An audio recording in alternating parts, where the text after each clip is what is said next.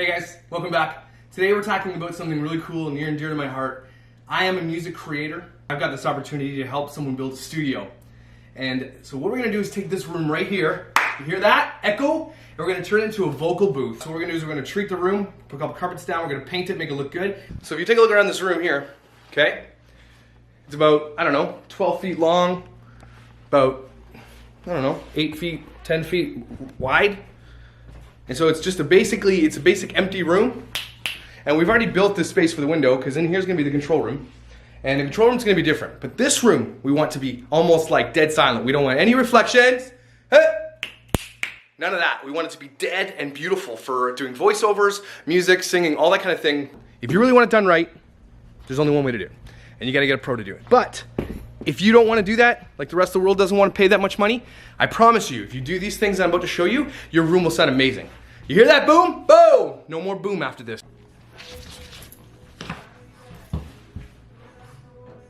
Oh, just kidding. You see this, where the two panes of glass hit? I've got the guys to create an angle here. As you can see, it goes down. So it starts wide, and then it goes down. Because that allows the glass to kind of sit on an angle like this way and this way. So any sound that bounces against it kind of bounces down. It's not directly back. Nice, looking good. That's one.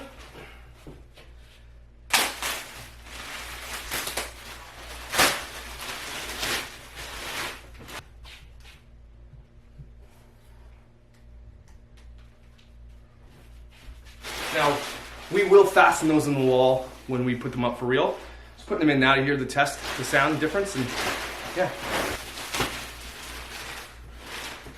I like that we got different colors. And because the baseboard's pretty thick, it's about an inch out of the wall, I wouldn't mind that so much at all because it still even leaves more air behind the bass trap. So if the sound does get through, it still has another space to go through, then bounce back. So I'm not sure he needs to be flush, but I'm not doing flush.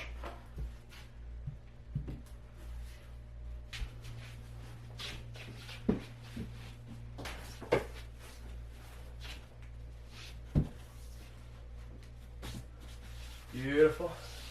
Okay, so 3 corners in this room now have 8-foot bass traps, and now listen to the sound. Hey, hey.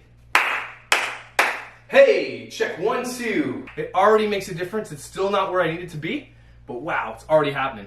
Yeah. And now I'm gonna put some absorption panels on the wall. I think the rule of thumb in a space like this is just, I'm gonna put as many as I can up because I need this room to be as dead as possible. I don't want any reflection whatsoever. Its vocals needs to be dead. So like 1, 2, 3, I might put one up there, I'll put one above the window, I'll put one above the door, one on the door, and one on this door. And maybe one there too. We'll see what we're doing. All right, this is a bit of a fail. No studs, even though the stud finder said there was studs, there was not studs. We've got them in, we measured them out. Let's see if it hangs properly with these clips. Basically they do this. There's a metal clip here and the clip that clips in like that, just sits on it. Kind of cool. I am a fail, I think, though, because that looks like it's more than 8.5 inches. I'm an idiot. Thought this was gonna be easy. Nothing is easy. Oh, it's not bad. Pretty level, absorbent.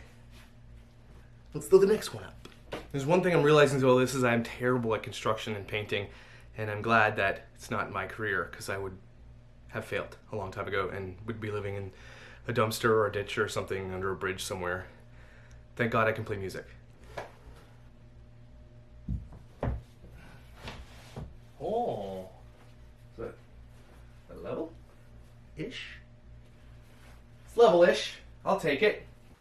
Okay, now it has absorption panels on the wall. Got 1, 2, 3, 4, 5 there, and one on the door over here. And I was thinking, there's no absorption on that door behind this camera here, and I might put a curtain up, and then I've got plush carpet. But at this point, I would actually record vocals in this room. It is a little bit, it has a touch of reflection on it, a little bit of reflection, but not that much. Whew, it's late. I've been at this all day. I did not think it was gonna take this long. But listen to this room now, like, wow. hardly any reflection, perfect for vocals, acoustic guitar, that kind of thing. And shout out to Mike at Inity Acoustics for making these panels for us. They're amazing. And he's got these other cool panels that are about 7 feet high, and they got a pivot, like a hinge on them. And you can put 2 or 3 like this. So if I need a quieter room, I can just put these movable panels and put the thing on top, and you can have literally an ISO booth that has like 0 reflection whatsoever. So I think we're gonna get some of those and try those out as well. The more you put in, obviously the deader it's gonna get, and maybe I'll put a couple more in, but I would record vocals in this studio, no problem. It sounds amazing already. And this is the control room. So the control room has less acoustic panels. It still has 6, but there's only a half of a bass bin over there and a half a bass bin in that corner. I didn't fill all the corners with it. I don't want this room to be dead. I still want some reflection. I still want some liveness so that when I'm mixing, I still have a bit of room noise so that regular people don't listen to music in soundproof rooms. And if you do, you're probably a serial killer or something. So that's why we keep our control room a little bit live. And so if you look over here, I've got 2 reflection points. So when music's coming out of the speaker, it's hitting that gray panel, which is my first reflection point. That secondary panel is for my second reflection point. And you can't see behind the camera, but there's a bass bin catching everything, and then there's a panel right here for my second reflection point. The back wall has 3 panels just for reflection as well, and it's decent. I mean, a little bit of liveliness, but it sounds good. I actually would do a podcast or some vocals in here as well if I needed to. It's a perfect spot to play guitar or whatever it is you want, a little bit more live noise. And this is a double pane glass, and if you remember how we put it this way, put the glass this way, so the reflection, if it does hit, it kind of bounces down. It doesn't bounce back and forth. So sound hits, goes down instead of back to the wall. We want to eliminate as much reflection as possible so that the sound sounds amazing.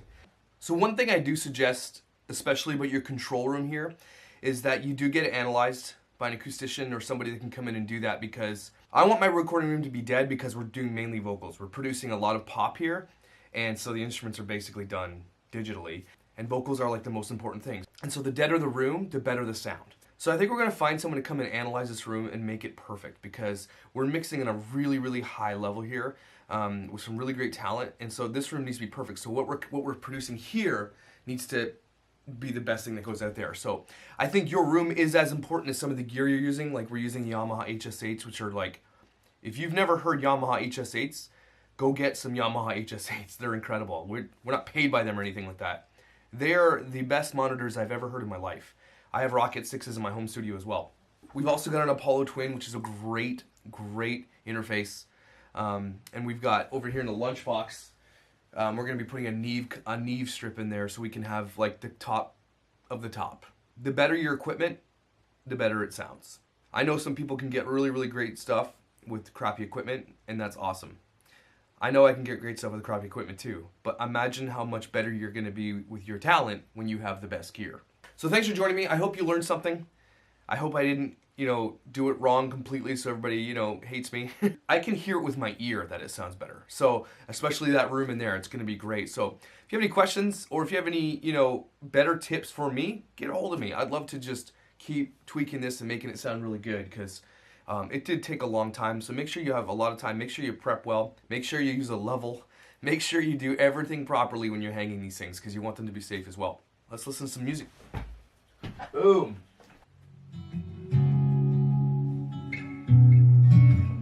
Oh yeah. That's groovy. I'm always gonna lead the ladder, and everywhere keep the fire going.